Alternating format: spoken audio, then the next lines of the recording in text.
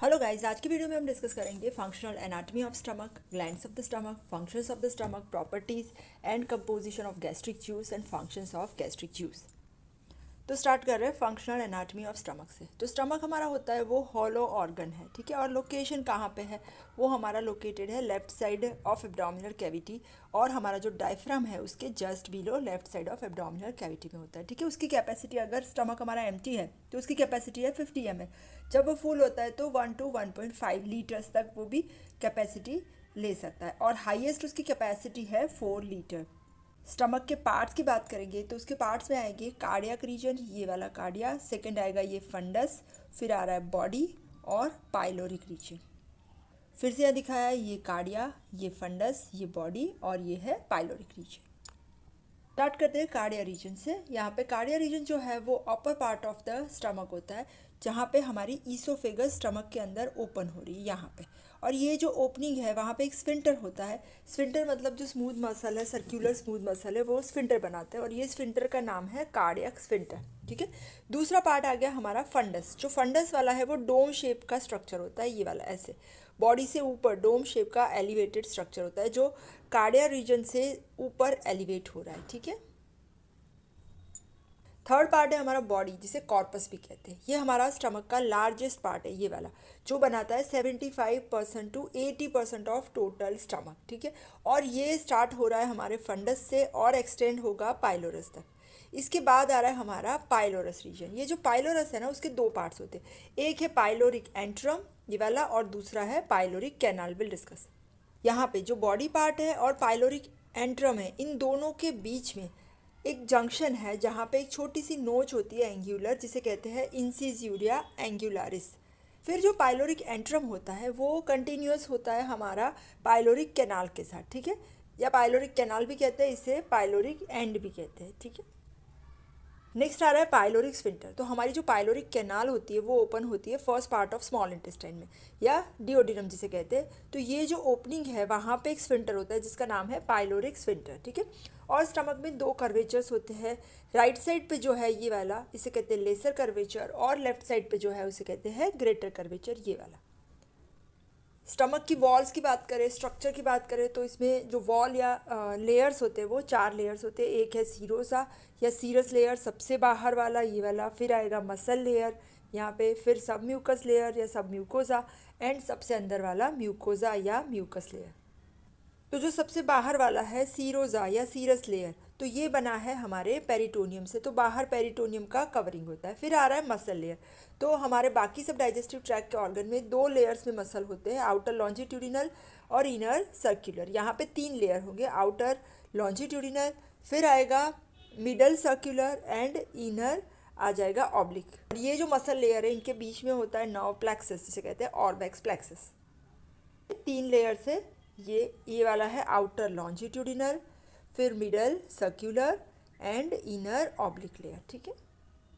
Third layer है जो है सब म्यूकस लेयर। ये जो सब म्यूकस लेयर है इसके अंदर होते हैं loose connective tissues, blood vessels, lymphatics and nerve plexus, जिसमें होती है मीजनस नर्व प्लेक्सस। नेक्स्ट आ रहा है इनर म्यूकस लेयर। तो जो म्यूकस लेयर है, म्यूकोजा है, उसमें जो एपिथेलियम होता है वो कॉल्यूमनर एपिथेलियम होता है, ठीक है। और ये जो म्यूकोजा है उसके अंदर फोल्ड्स होते हैं, ये वाले यहाँ पे दिख रहे हैं। तो ये जो म्यूकोजा है स्टमक की, वो बहुत ज़्यादा फोल्ड्स देती है अंदर की तरफ, ठीक है। और ये जो फोल्ड्स है उसे कहते हैं रगाई। और ये फोल्ड से होगा क्या, जो स्टमक है उसका सरफेस एरिया बढ़ जाएगा, ठीक है। तो मील के बाद अगर हमें ज़्यादा फूड एक्यूमुलेट करना है तो ये फोल्ड्स फिर खुल जाएंगे और ये डिसअपियर हो जाएंगे जब स्टमक फुल होता है। साथ साथ में म्यूकस लेयर के अंदर एक और भी स्ट्रक्चर होता है जिसे कहते हैं पिट्स। छोटे छोटे खड्डे होते हैं, पिट्स होती है, गैस्ट्रिक पिट्स। और ये जो गैस्ट्रिक पिट्स होती है वो थ्रू आउट होती है स्टमक में, डिप्रेशन या पिट्स होती है, ठीक है। और ये पिट्स के थ्रू हमारी जो गैस्ट्रिक ग्लैंड्स है ना वो स्टमक में अंदर ओपन होती है। तो यहाँ पे ये देखिए ये पिट्स है छोटी छोटी, ठीक है।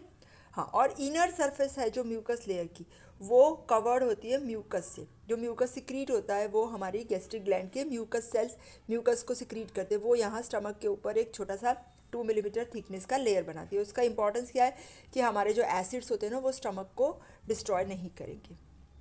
अब स्टमक की ग्लैंड्स के बारे में बात करेंगे। तो स्टमक में 3 टाइप्स की ग्लैंड्स होते हैं अकॉर्डिंग टू लोकेशन, कहाँ पे कौन से रीजन में, जैसे हमने बताया ना फंडस, बॉडी, कार्डिया, है ना, पाइलोरस। तो यहाँ पे 3 टाइप की, एक जो फंडस में होती है उसे कहते हैं फंडिक ग्लैंड, जिसका दूसरा नाम है मेन गैस्ट्रिक ग्लैंड्स भी कहते हैं, ऑक्जेंटिक ग्लैंड्स भी कहते हैं जो मेनली हमारे फंडस एंड बॉडी पार्ट्स में होती है। फिर पाइलोरस में जो है इसे कहते हैं पाइलोरिक ग्लैंड्स, पाइलोरस में।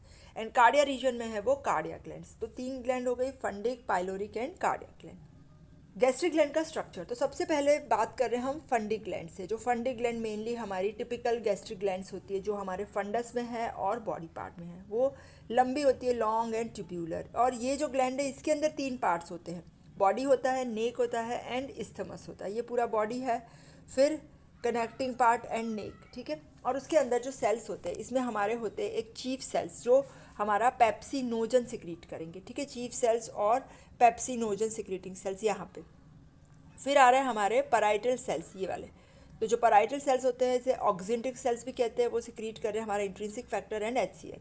और तीसरे होते हैं म्यूकस नेक सेल, जो नेक में होते हैं और म्यूकस सिक्रीट कर रहे हैं, ठीक है। इसके साथ साथ में एंट्रोक्रोमेफिन sales and enterochromaffin like sales भी होते हैं ना। तो ये हो गई हमारी फंडिक ग्लैंड, ठीक है। इसके अंदर एक इंपॉर्टेंट सेल्स है पैराइटल सेल्स, ये वाले जो सिक्रीट कर रहे हैं HCl एंड इंट्रिंसिक फैक्टर। पर इनके अंदर ऐसे कैनाल जैसा होता है, कैनालिक्यूलस कहते हैं, और ये जो सिक्रीशन है ना वो उनके कैनालिक्यूलस में ही सिक्रीट करते हैं, ठीक है। पाइलोरिक ग्लैंड्स, ये वाली पाइलोरिक ग्लैंड्स। तो ये जो पाइलोरिक ग्लैंड्स होती है ना वो छोटी सी होती है, शॉर्ट एंड टॉर्चुअस होती है, ठीक है। और इसमें होते हैं हमारे जी सेल्स, फिर mucus cells, enterochromaffin like cells. Next है कार्डिया ग्लैंड जो हमारे कार्डिया रीजन में होती है। ये भी शॉर्ट है, टॉर्चुअस है। इसके अंदर है हमारे chief cells, mucus cells, enterochromaffin and enterochromaffin like sales.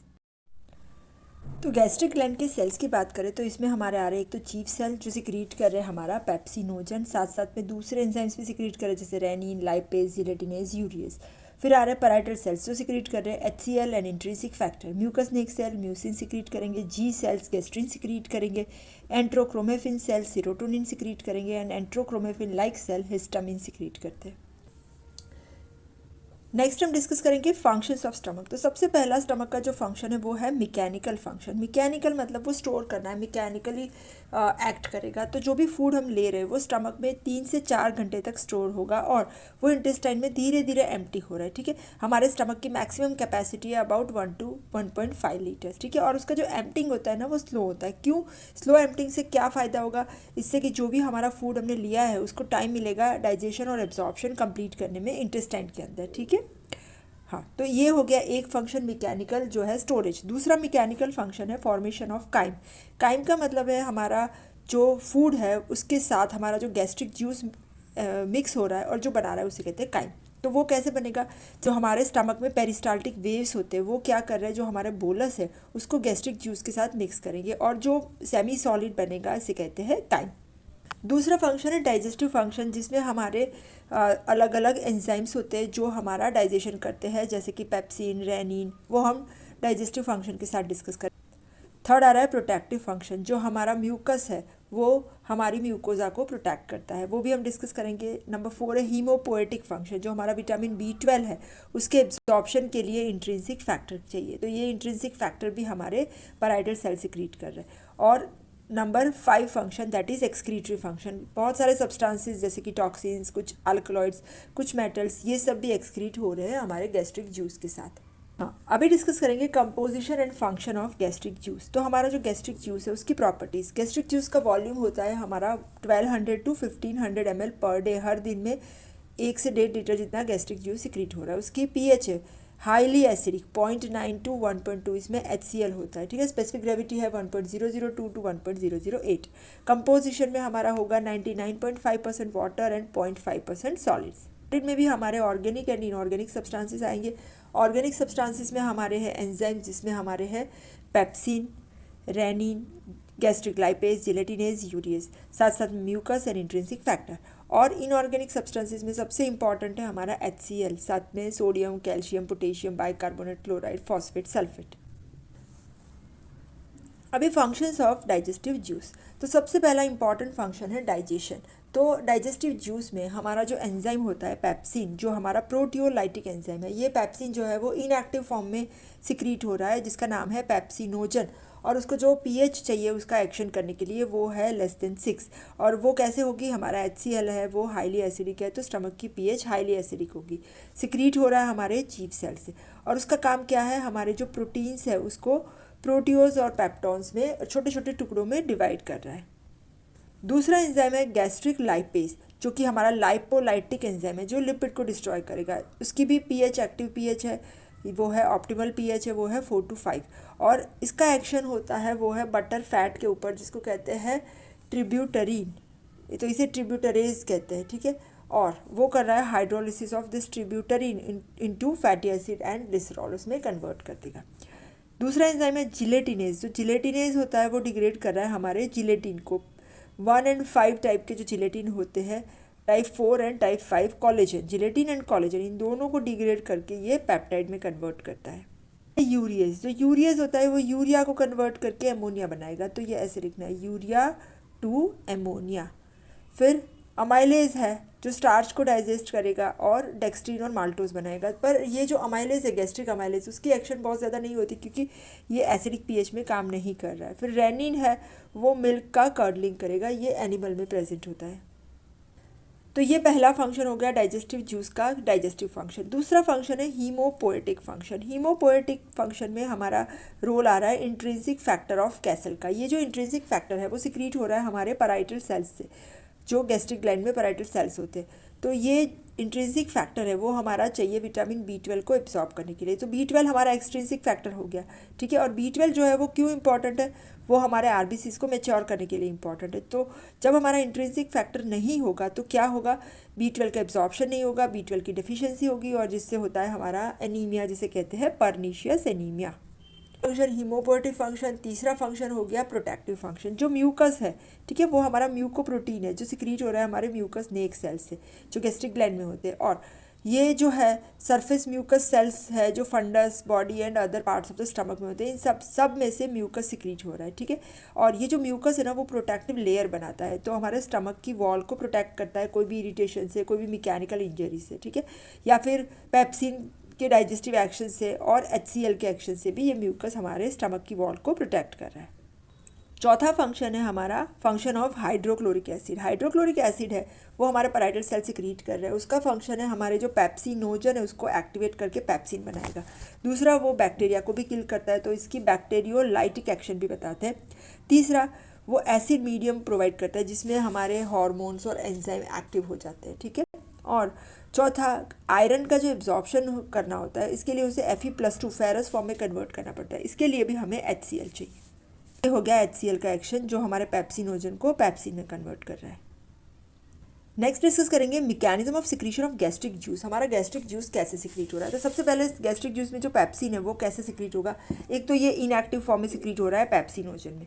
ये पेप्सिनोजन या इनएक्टिव वो भी हमारा प्रोटीन है, तो ये सिंथेसाइज होगा अमाइनो एसिड्स में से। और ये सिंथेसिस कहाँ पे हो रहा है, हमारा जो एंडोप्लाज्मिक रेटिकुलम है ना उसके ऊपर राइबोसोम्स होते हैं, तो ये एंडोप्लाज्मिक रेटिकुलम है, उसे रफ एंडोप्लाज्मिक रेटिकुलम कहते हैं। और ये एंडोप्लाज्मिक रेटिकुलम हमारे चीफ सेल्स उसके अंदर जो होता है ना वो सिक्रीट कर रहे हैं हमारे पेप्सिनोजन को, ठीक है। और ये पेप्सिनोजन है उसके बाद जो सिक्रीट हो गया उसके बाद हमारा जो गोल्गी बॉडी है उसको ग्रेन्यूल्स में, जाइमोजन ग्रेन्यूल्स के अंदर पैक कर देगा, ठीक है। और ये जो पेप्सिनोजन है जो इनएक्टिव है उसको एक्टिव करने के लिए हमें चाहिए HCl, वो उसे एक्टिव करेगा। नेक्स्ट आ रहा है HCl का सिक्रीशन। तो HCl का जो सिक्रीशन होता है ना वो हमारे पैराइटल सेल्स में होता है। हमने बताया कि पैराइटल सेल्स है उसके अंदर कैनालिक्यूली होती है, ये कैनाल है, तो ये कैनाल के अंदर वो सिक्रीट हो रहा है, ठीक है। और उसके लिए जो एनर्जी चाहिए वो आएगी हमारे ग्लूकोज के ऑक्सीडेशन से। तो सबसे पहले ये सिक्रीशन का सबसे पहला स्टेप है यहाँ पे हमारा जो चाहिए कार्बन डाइऑक्साइड। तो ये कार्बन डाइऑक्साइड कहाँ से आया, मेटाबॉलिज्म से आएगा, या फिर पैराइटल सेल्स के मेटाबॉलिज्म एक्टिविटी से होगा, या फिर ब्लड में से भी आ सकता है। उसके साथ H2O बाइंड होकर के H2CO3 बना रहा है, ये वाले रिएक्शंस लिख लीजिएगा। फिर H2CO3 में से H+ एंड HCO3-, ये H+ हमारा सिक्रीट हो जाएगा H+ पंप के थ्रू, एंड ये HCO3- आ जाएगा हमारा ब्लड के अंदर। साथ साथ में क्लोराइड आयंस यहाँ से अंदर एंटर होगा, ये क्लोराइड बाहर आ रहा है, ठीक है। तो ये H एंड ये Cl, तो HCl सिक्रीट हो गया। यहाँ पे स्टेप्स बताया, कार्बन डाइऑक्साइड जो हमारे मेटाबॉलिज्म से आ रहा है या ब्लड से आ रहा है वो कंबाइन हो रहा है H2O के साथ, और यहाँ पे जो एंजाइम चाहिए कार्बनिक एनहाइड्रेस जो यहाँ पे पैराइटल सेल्स में है वो कन्वर्ट कर रहा है इसको H2CO3 में, H2CO3 में से H plus HCO3 minus blood में जाएगा, सोडियम बाइकार्बोनेट बनाएगा और यहाँ से ये क्लोराइड यहाँ पे पैराइटल सेल्स में आएगा और यहाँ पे H प्लस, तो ये HCl सिक्रीशन ऐसे हो रहा है। ठीक है, कौन से फैक्टर्स है जो HCl सिक्रीशन को स्टिमुलेट कर रहे हैं? तो इसमें आएंगे हमारे, एक तो गैस्ट्रीन हार्मोन है, साथ साथ में हिस्टामिन और वेगस स्टिमुलेशन। और कौन से फैक्टर है जो HCl सिक्रीशन को इनहिबिट करेंगे? तो इसमें आएगा secretin, gastric inhibitory peptide and peptide YY। भी हमारा जो गैस्ट्रिक सिक्रीशन रेगुलेट हो रहा है उसको कैसे स्टडी करते हैं? तो वो स्टडी के लिए कुछ एक्सपेरिमेंटल प्रोसीजर करते हैं जिसमें हमारे अलग अलग टाइप के पाउचेस बनाते थे। तो पहले हम लोग रेगुलेशन के लिए जो स्टडी की मेथड है वो डिस्कस करेंगे। तो इसमें बना रहे पावलोव्स पाउच, दूसरा है हिडन हैंड पाउच, तीसरा है बिकल्स पाउच, चौथा है फेरल एंड आईवी पाउच एंड पांचवा है शेम फीडिंग। एक के बाद एक डिस्कस करेंगे। सबसे पहला है पावलोव्स पाउच। तो ये पावलोव्स पाउच कैसे बनाते थे? यहाँ पे ये वाला जो है ना वो पावलोव्स पाउच है। तो यहाँ पे एक छोटा सा जो स्टमक का पार्ट है उसको इनकम्प्लीटली सेपरेट कर देते हैं, ठीक है, मेन स्टमक से, और एक छोटा सा पाउच जैसा बनाएंगे। और इसको पावलोव ने बनाया था, रशियन साइंटिस्ट, तो इसीलिए इसे पावलोव्स पाउच कहते हैं। तो यहाँ पे नर्व सप्लाई इसकी इंटैक्ट रहती है क्योंकि ये कनेक्टेड है। तो पैरासिम्पैथेटिक और सिम्पैथेटिक, पैरासिम्पैथेटिक कैसे आएगी? ये जो कनेक्टेड पार्ट है वहाँ से, और सिम्पैथेटिक कैसे आएगी? क्योंकि वो ब्लड वेसल्स है। ठीक है, तो इसका यूज़ क्या करते हैं? इसके अंदर हम क्या करते हैं, जब हम कुछ भी फूड स्टमक में देंगे तो यहाँ तो HCl सिक्रीट हो ही रहा है, पर साथ साथ में गैस्ट्रिक एसिड का जो सिक्रीशन है वो पाउच में भी होगा। तो ये डेमोन्स्ट्रेट कर रहा है कि हमारे अलग अलग phase, cephalic phase, gastric phase, इन सब में गैस्ट्रिक जूस का सिक्रीशन हो रहा है। और दूसरा कि जब हम वेगस स्टिमुलेट करेंगे सिफेलिक फेज में तो भी यहाँ पे गैस्ट्रिक जूस का सिक्रीशन होगा।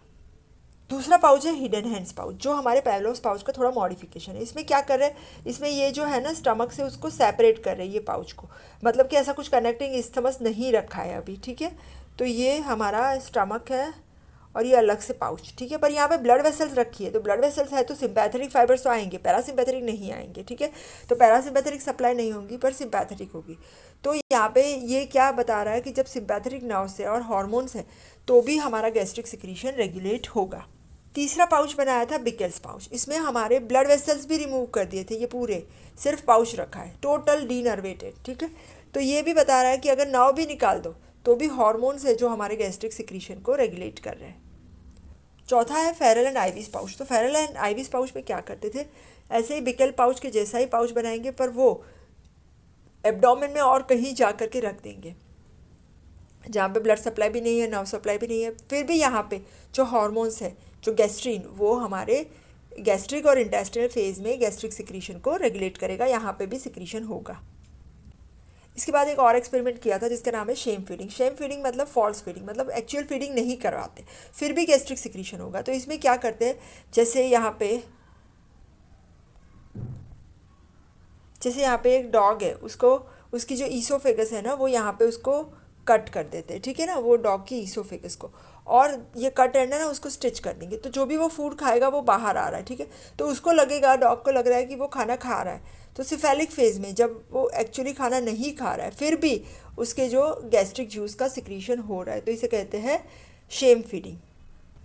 शेम फीडिंग का यूज़ क्या है? ये डेमोन्स्ट्रेट कर रहा है कि हमारे गैस्ट्रिक जूस का सिक्रीशन सिफेलिक फेज में, मतलब हम जब खाना नहीं खा रहे, सोच रहे, तब भी होगा। फिर अगर हम वेगस नर्व कट कर रहे हैं तो उसका भी इफेक्ट होगा। जो वेगस नर्व है उसका सिफेलिक फेज में इंपॉर्टेंट रोल है, अगर वेगस नर्व कट करेंगे तो फिर गैस्ट्रिक जूस सिक्रीशन कम हो जाएगा। तो यहाँ पे हमने ये पावलोव्स पाउच, शेम फीडिंग, ये सब एक्सपेरिमेंट किए। अभी नेक्स्ट सेशन में हम डिस्कस करेंगे phases of gastric secretion. Thank you.